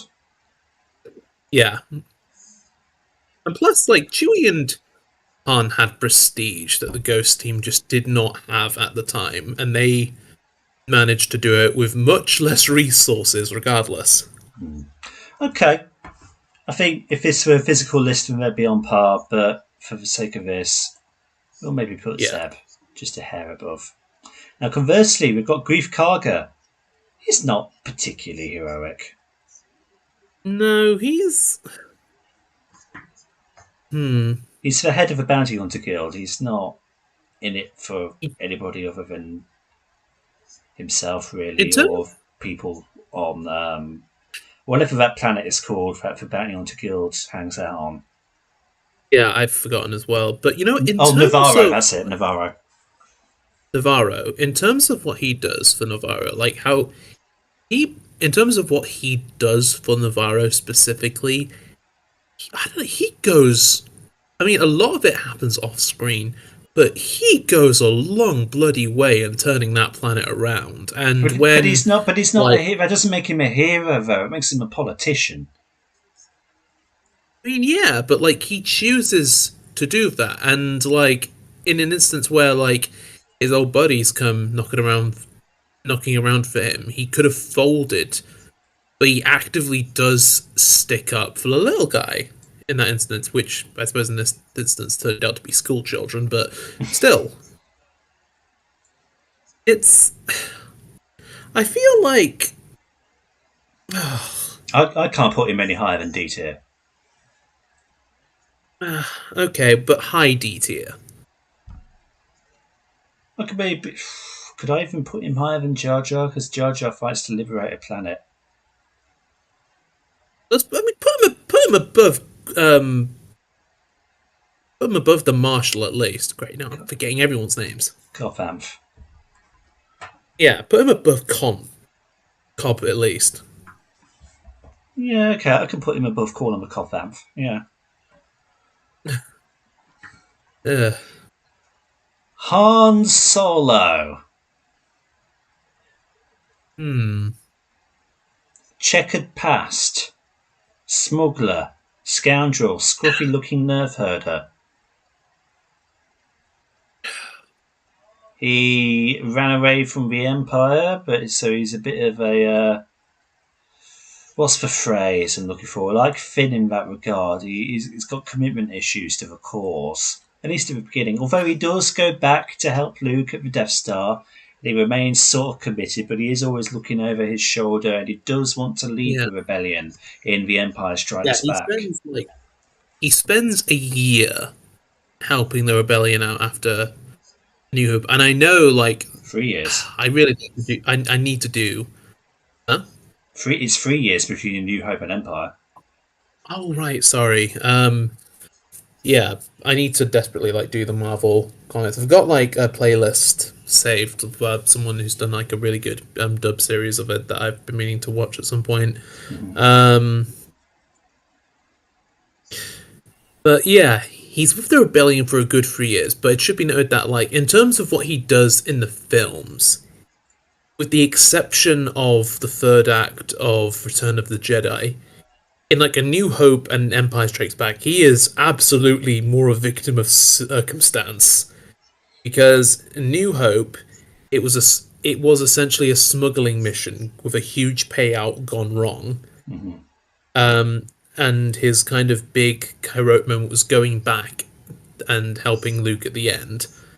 And in Empire Strikes Back, he literally gets caught in the Battle of Hoth on his way out the door because he had enough of everything.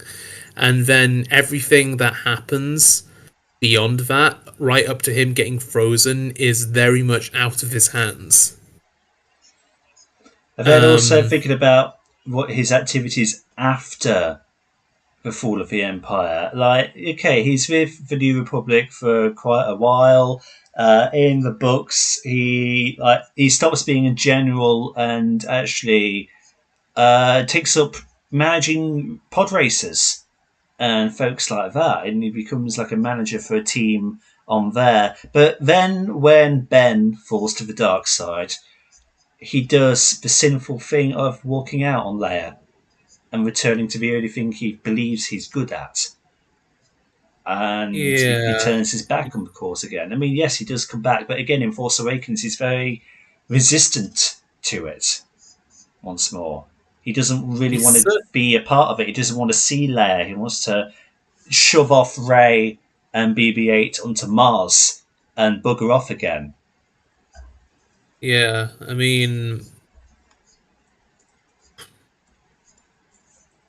like Chewie is certainly a lot better than Han in terms of heroicness. Mm-hmm. Because, like, yeah, it's Now, the Legends thing is Han you can't. Solo is a different kettle of fish altogether, but canon.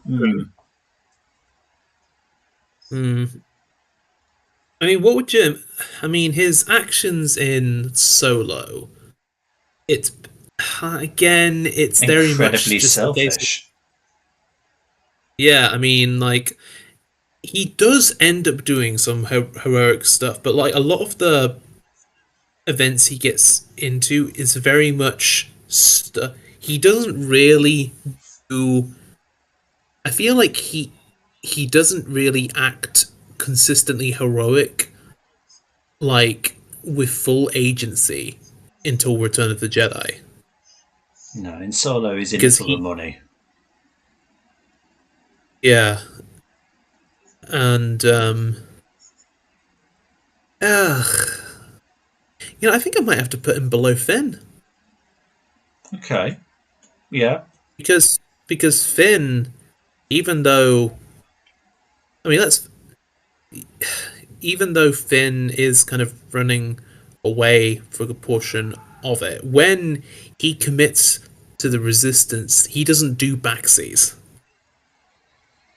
So would you say Han is B tier, or does he drop to C because of that?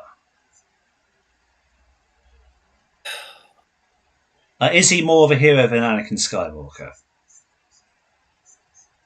Frankly, I think he's probably. You know what? I'm gonna put him way down now that I think about it. I'd say I'm gonna put him below Cassian. Below Cassian. Yeah. I don't know that I Because would go below Cassian. okay, here's my argument. Cassian has did terrible things in service of the cause, whereas Han did good things but in service of himself more often than not. But when Han is dedicated to the cause, I think he's way more of a hero than Cassian. Yeah, but Han, okay, in terms of like because Han also has got way more time in terms of like what we know about what he was up to. Like, sure, they've both done the self-sacrifice play to granted in very different contexts, but well, I I think mean, he. Would, I does think Han come this. getting I think he goes does just below Han getting Anakin. the thing? I wouldn't put him above Bo-Katan though, or even Chirrut. Yeah, but Bo. Remember, Bo for part of her life was a terrorist. Han's never been a terrorist. Chirrut is a No, very but much a like, passive character. I think Han is more heroic in terms of a galactic scale than Din, because Din's just in it for himself, really, and for Grogu. Anakin does way mm, more heroic acts in fighting a war, and he is known as the hero with no fear. I think Han, on the face of it, on this, have a minute, slides neatly between Anakin and Din. God, Anakin, much like I don't know, the averaged high profile Twitter celebrity, would have been so much higher on the heroic list if it weren't for everything he did afterwards. Yeah, it just got cancelled, and But that's Oof. where I think Han belongs at the minute, at least. Okay, I'm willing to concede to that.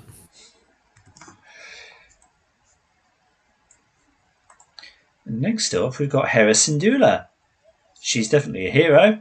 She's definitely dedicated to the cause and all of that. She's a leader. Definitely She's more than inspiring. Han. Oh yeah, I'd be set. I'm looking at A tier for her. Hmm. Yeah, yeah. You know what? I think I would put her maybe above Zeb. I'd maybe put her above Fives. Oh, but Fives had. Ah, Let's remind ourselves Fives once had. again of the definition of a hero. Let's see.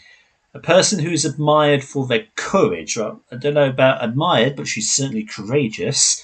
Outstanding Yeah, but achievements. She leads Phoenix Squadrons, who becomes a general, not only in the rebellion, but in the New Republic. She is noble. She is working for the long term cause, even if it means, shielding the full extent of the truth of what they're up to from people. Like, she keeps Sabine in the dark about stuff. She doesn't let Kanan know about other rebel cells. Yeah, okay. She is a bit secretive in that regard, but her heart is in the right place. She always fights for what's right. She fights to help liberate Lothal. She's always looking out for her friends and her family. I think she is a pure definition of a hero. And okay. I think there is a strong, strong case for high A tier. I don't disagree with any of that. It's just it's difficult. It's really about like because a lot terrible stuff happens to the likes of like Fives and Echo, but in a much shorter time frame. Like they do or try to do incredible things, but they don't like in the case of Fives, he's murdered before he can like blow the whistle on the Republic. And in terms of Echo, we don't really know how the rest of his story goes yet. Well, look at it this way: who has the more impact on galactic affairs at the end of the day, Hera or those two Yeah, clones? I think Hera. yeah, okay. That from that argument, yeah. Now, Um, is she higher than she, Ahsoka though? ooh, I will put her below Ahsoka purely on the basis that while she in the Ahsoka show is trying to get through all the red tape and get resources to do shit, Ahsoka is just on site doing it by herself. And that's the thing about her Rebels as well. There is a lot of red tape with regards to what Hera is willing to do or not. It's just sometimes she doesn't have the oomph to fully cross that line. Most often, yes, but she is a little bit more by the books than some of Yeah, the others of the crew. yeah, um, yeah. Yeah. Hunter. Um, I don't know. that's a tough one. I think he very much falls under the same kind of blanket as the likes of Din Yeah. in terms of that. Um, but then also probably it's funny because I think the primary reason we put Din above Bo-Katan is because he's the one that kind of lifted Bo out of like the muck and all of that, even though Bo-Katan is more of a freedom fighter than Din. Mm. And Hunter is arguably closer to being like Din than Bo-Katan, but Bo-Katan is still better than Hunter because she goes much more out of her way to help her people.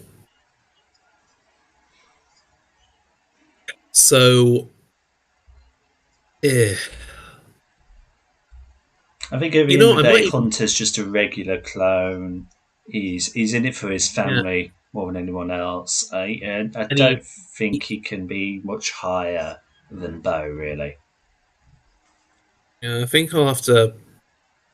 Ah, you know what? I think he might have to go below Cassian again because he goes out of his way to stay out of the fight. Yeah. I think Cassian is. Lower than Kara, maybe, or higher than Kara? Mm,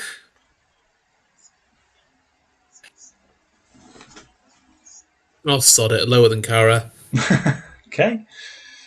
I still think like Cassian in terms of Cassian is a baseline though for like being committed to the cause.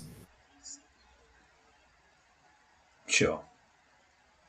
Uh, oh, okay. I just saw who we've got next. It's Iden Versio. Um, okay, this is a hot take, but I think okay. The problem I have with Iden Versio is on one hand, yes, she does go turncoat on the Empire, but the thing that I feel like I don't know how many people sleep on this, but she literally doesn't betray the Empire until the shit they're doing to everyone else becomes her problem. Hmm. Like, if they hadn't specifically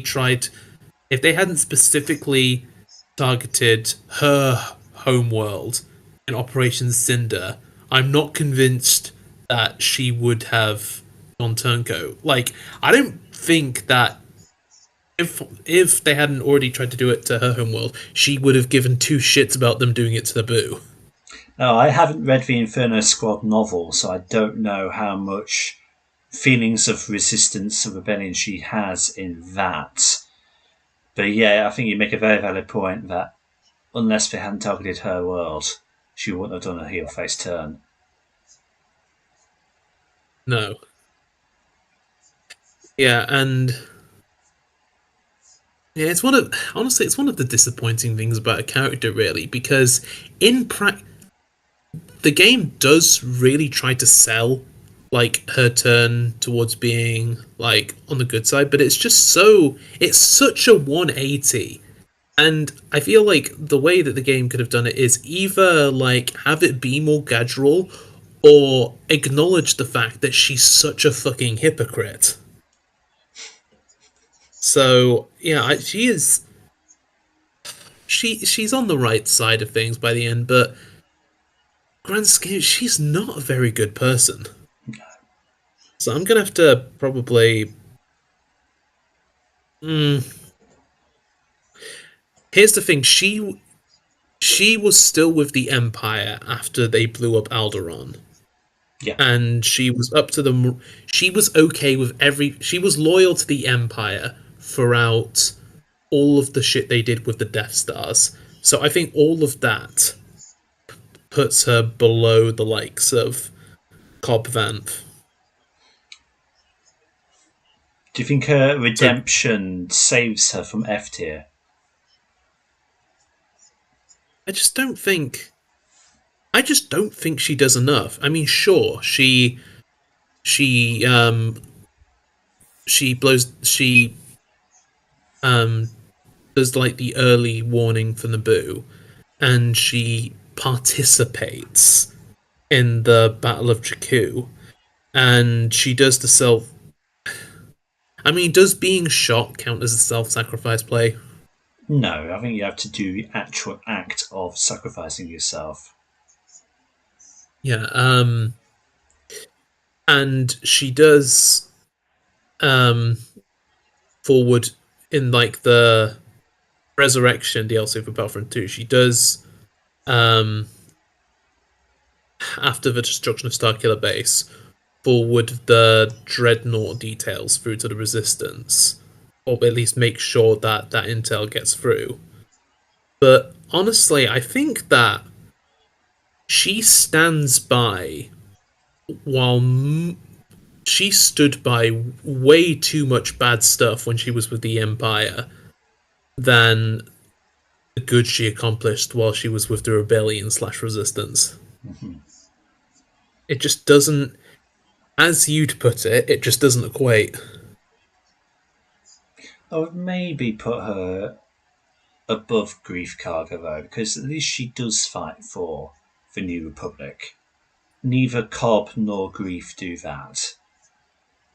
Yeah, I mean, that's what I'm saying. She does fight for the New Republic, but her time with the Empire, stuff that she was willingly a part of. But then, like, look where we've put Anakin, and think about that argument.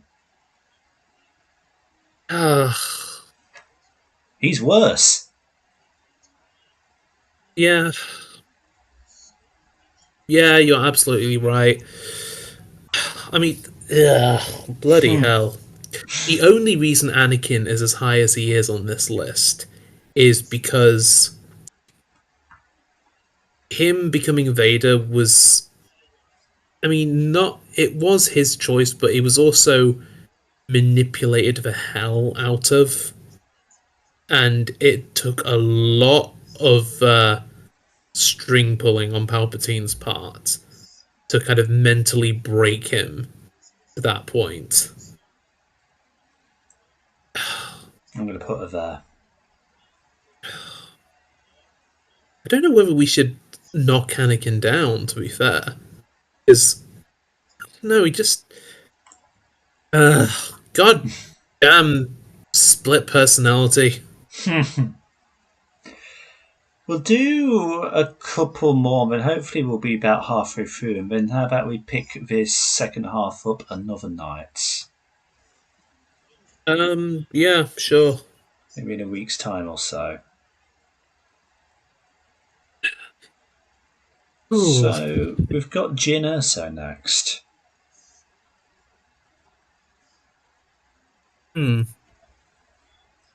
Definitely on the same. It's that Same level as. moral blur, isn't it? That greyness. Yeah, like. She is running away for, like, the first two acts of her story. But she does absolutely, after the stakes are clear, she does absolutely give it her all. And is the one to, in another confusing case of on paper worse character being better than on paper better character, is she's the one that kind of pushes Cassian to be better in the end. This is true.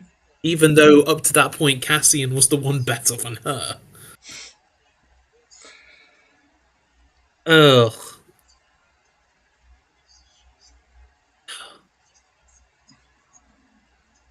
I think she's somewhere around the same as maybe Chirrut.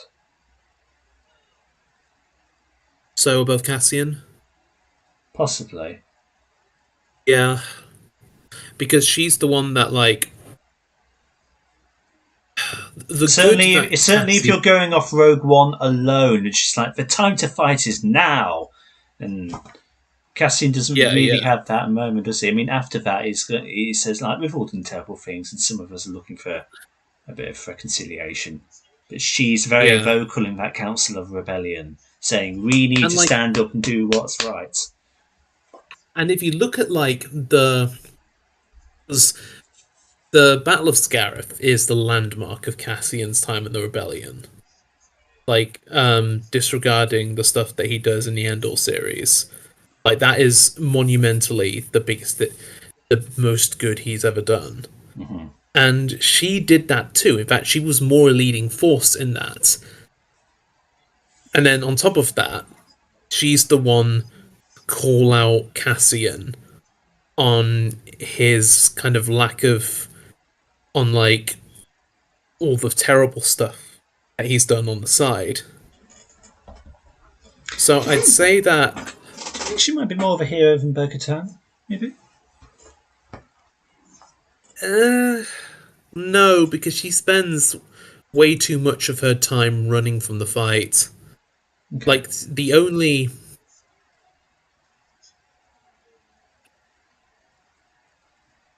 Between Bo and Chirrut, then? yeah. Okay.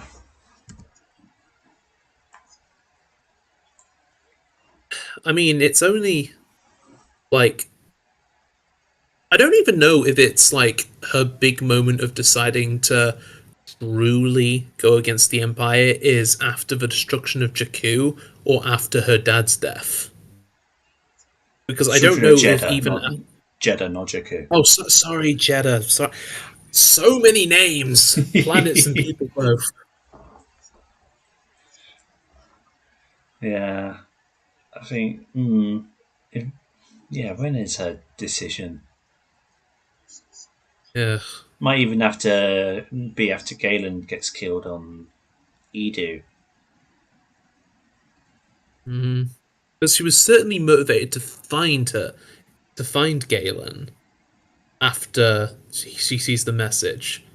But then that's also the point where like she has kind of emotional breakdown about like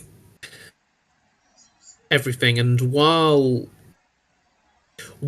her first move is to go after Galen, that's when she's made aware of the stakes of like the Death Star and everything, and then she's immediately bears witness to like the scale of that said thing.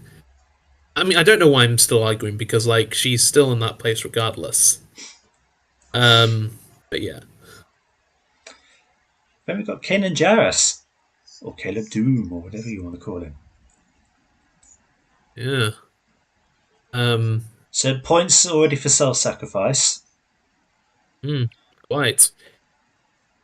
And also him being, albeit not quite as seasoned as other characters, he's also technically a Clone Wars veteran. Yeah.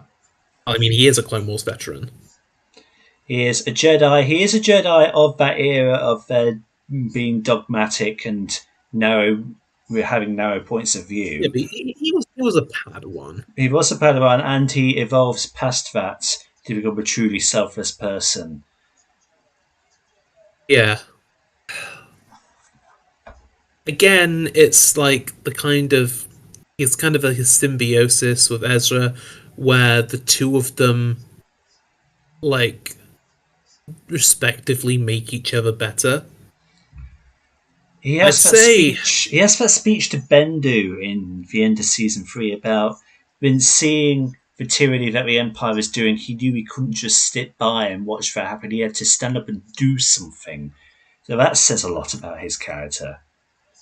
yeah, because I was thinking about like his kind of pushback against joining with the rebellion in season 2 and all of that, but that's not him rejecting the fight. That's him rejecting like the organization of it, because the last time he was part of something big, he, saw Depper get gunned down.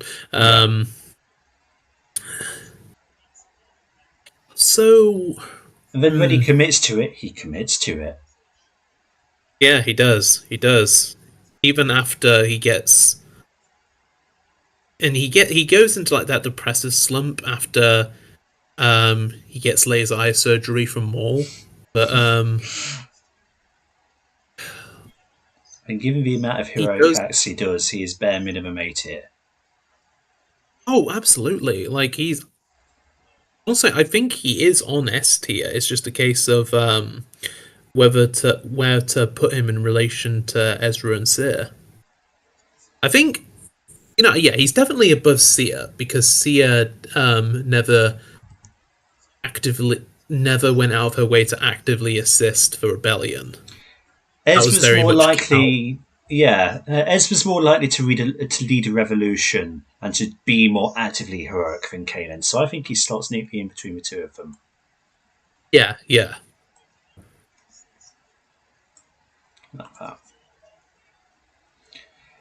Do you know who To this be next guy is? continued. I was going to say, do you know who this next guy is?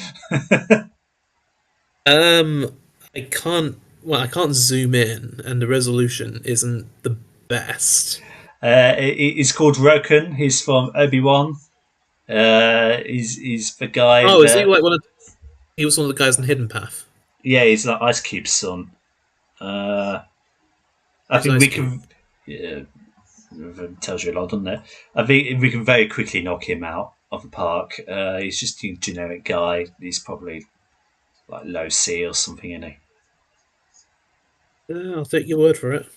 he? The fact that you can't even remember him says a lot.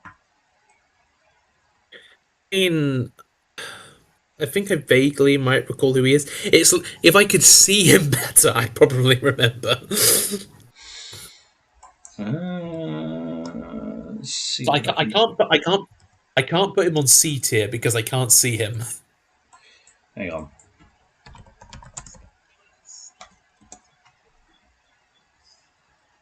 He is... Okay, so he was like one of the because I definitely remember him from Hidden Path and Obi-Wan.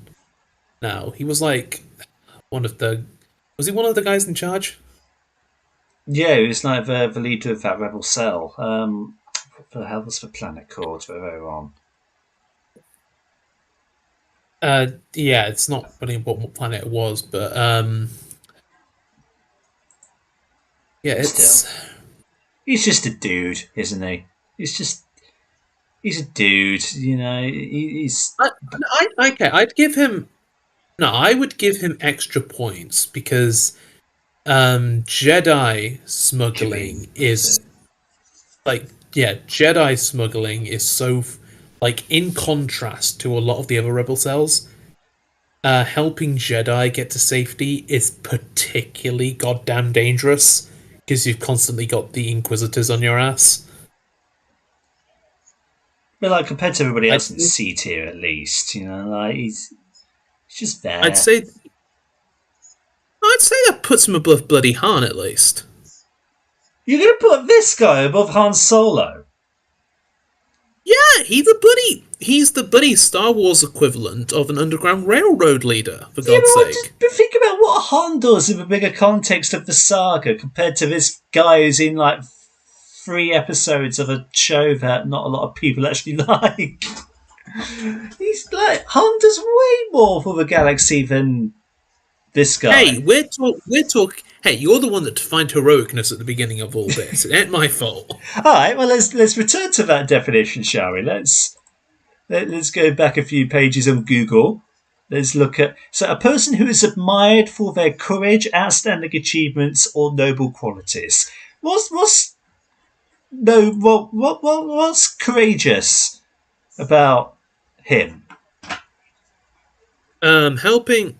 Well, as I literally just pointed out, he was helping Jedi. He was leading a cell which specialized in helping Jedi get to safety during a period of time where they were actively being hunted down by the scariest motherfucker in the whole goddamn galaxy.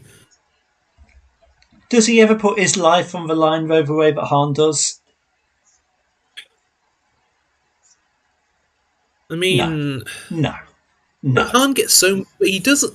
Okay, it's an instance where like it's not fair putting this guy on here because he has fuck all screen time. Hey, blame Beyond the Dune Sea for that. That ain't my fault why he's on it. I didn't put this thing together. Now so if anything, I'll blame you for being lazy. What do you mean blame me? This isn't my fault. I didn't put him on. Leia's on here twice for some reason. I can't take her off once, so I can't take him off. Leia's on here twice? Yeah, there's for some reason she's on here twice. I don't know why. Whatever. Just put him where you want, I guess. I can't be asked to argue about this. I want to put him like there. Honestly. Okay, just remember though, This guy that you're putting at one end of C tier, spent his career being murked at the other end of C tier. He just like compared to everybody else in C, he does like sweet nothing. You've got a veto. Do you want to use your veto?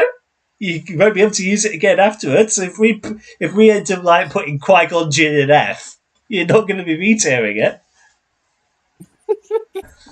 Oh.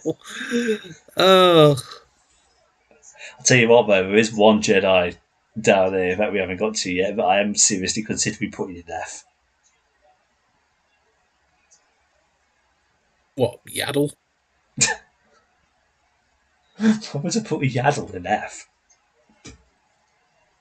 Fucking. Oh, okay, yeah. Whatever. TBC. Yes, everybody. We are about halfway through the list, approximately. We can. The only reason you did him was because you expected it to be over in 2 seconds. Well, I mean, I didn't think you put up such a fight for Roken of all people. It's something number one forgettable character on here. Hey, it make for good video. Suppose. Red Guardian. So we are about halfway through the list then, and we should probably call it a night for this session, but we can always pick this up maybe next Saturday, possibly, if Dan's game, same time, same place. Question You're mark? not same place for you guys, obviously, assuming any of you are still here. Like, you guys can watch this wherever you want. Bus stop, school, essay, toilet, whatever. Essay? What? Or like, I don't know. Like, would you at someone for watching your videos when they're supposed to be doing a test in a silent room, Lawrence? I mean, no comment on that. Stay in school, kids. We'll pick this up maybe next week. We've still got half the list to go through. We'll figure that out. I'll let you all know via the community tab. Well done for anybody who has made it this far. Probably no one. But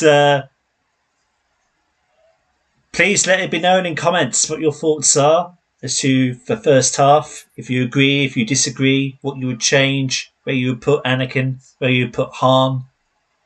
If you think Roken is as forgettable as I do. We would kindly ask that any death threats be reserved to the super chats. That's good.